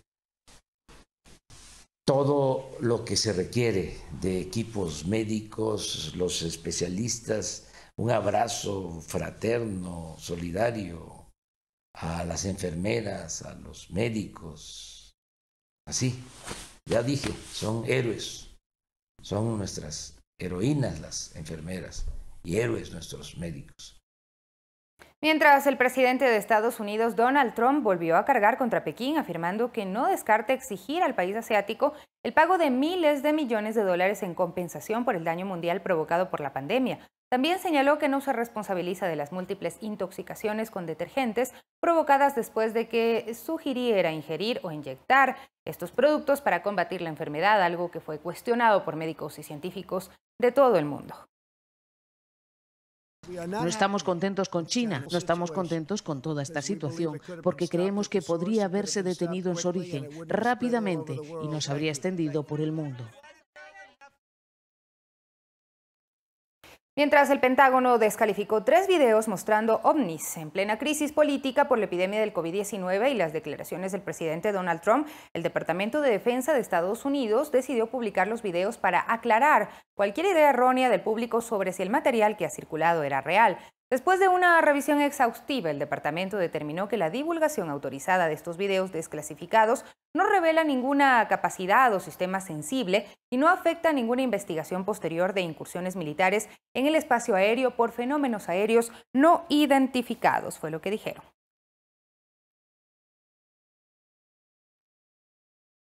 Y la disminución en el número de contagios y fallecidos a causa del COVID-19 incentiva medidas menos estrictas en varias naciones europeas que permiten la reactivación de actividades comerciales y de esparcimiento.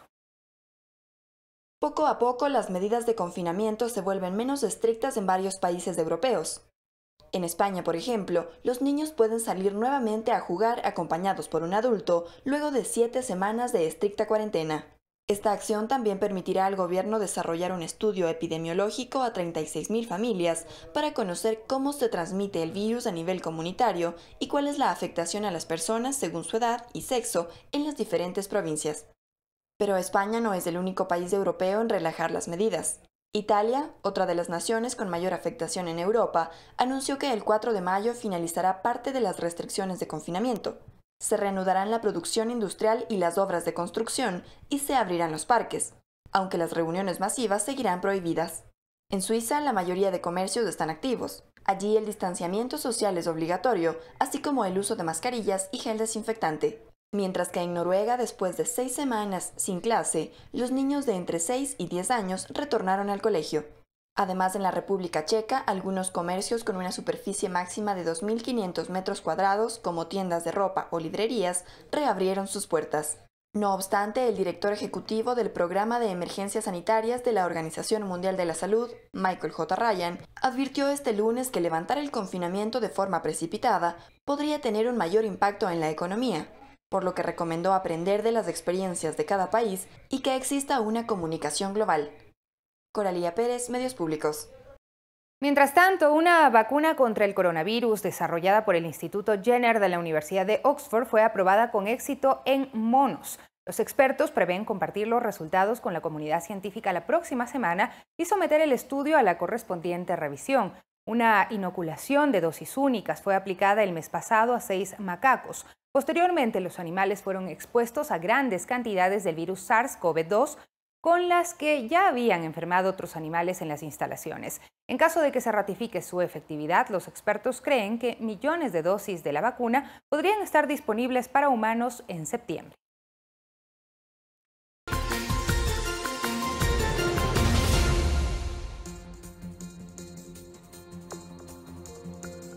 El ELN reanudará su actividad guerrillera en medio de la pandemia en Colombia. Además, una ONG en Inglaterra entrena perros para detectar el COVID-19. Tenemos más en El Mundo Ahora.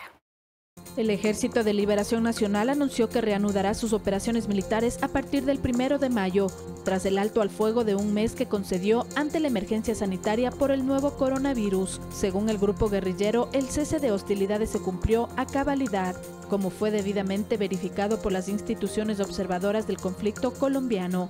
Sin embargo, acusan al gobierno de Iván Duque de no haber actuado de manera recíproca ni de haber escuchado las propuestas que hicieron para avanzar en la búsqueda de la paz. En Venezuela, el salario mínimo será de 400.000 bolívares, es decir, $2,34. Esto según el cambio oficial.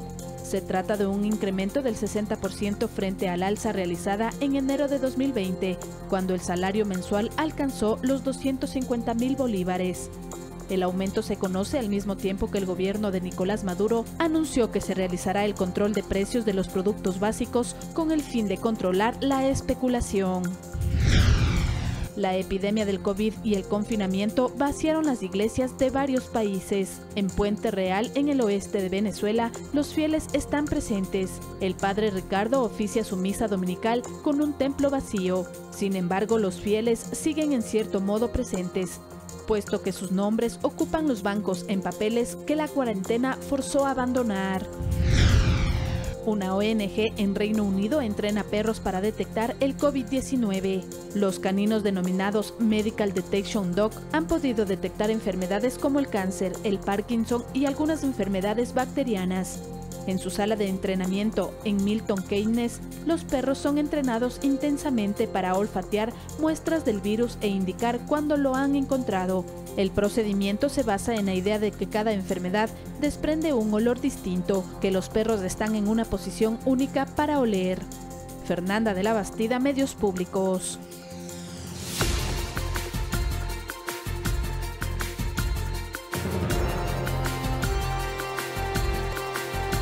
Volvemos. Veterinarios aconsejan que no se sobreproteja a los animales domésticos en este tiempo de cuarentena, ya que cuando vuelva a la cotidianidad, su ausencia podría ocasionar problemas. Los animales domésticos como perros y gatos son la compañía ideal de este tiempo en que por la crisis sanitaria muchos permanecen en casa. Los veterinarios creen que los cuidados extremos y sobreprotección a estos animales podría afectarles.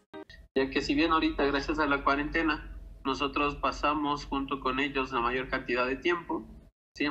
Después de la cuarentena posiblemente ellos vuelvan a estar solos, ¿sí? Y esa falta de contacto con el ser humano puede generar incluso conflictos emocionales, como podemos nosotros ver todo lo que tiene que ver con ansiedad por separación y ese tipo de enfermedades. Por ello, los expertos aconsejan que antes de regresar a su cotidianidad, se establezcan rutinas e independencia que deberán seguir estos animales en casa. Porque en realidad, el rato que nosotros volvamos a la cotidianidad, si él no las hace nuevamente, se va a frustrar. Y si se frustra, puede redirigir con comportamientos no aceptables.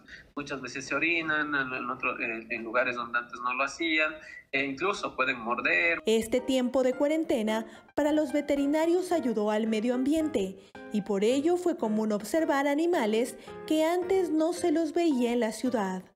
Entonces, esto generalmente se da por un abandono de nicho. Nosotros en realidad, al estar dentro de las casas, al estar en cuarentena, no vamos nuestro nicho biológico y hace que otra especie en realidad empiece a ocuparla, buscando recursos o en este caso, como se ha observado en tomas a nivel mundial, el mismo hecho de ya no encontrar contaminación en otras zonas hace que muchos peces, otros animalitos aparezcan en zonas donde antes ya no estaban habitadas. Si bien los perros y gatos ayudan a controlar la depresión, ansiedad y estrés, es indispensable evitar la sobreprotección, porque cuando se queden solos en casa, esto podría ocasionarles problemas a su salud.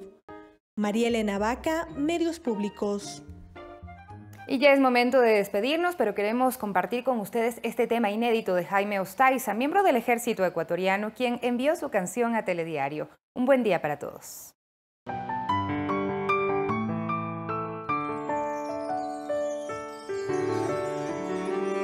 Hoy mis ojos están tristes, tengo ganas de llorar. Quisiera ver a mis viejos y a mis muchachitos jugar.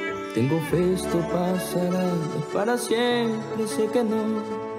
Ya habrá tiempo para vernos y podernos abrazar.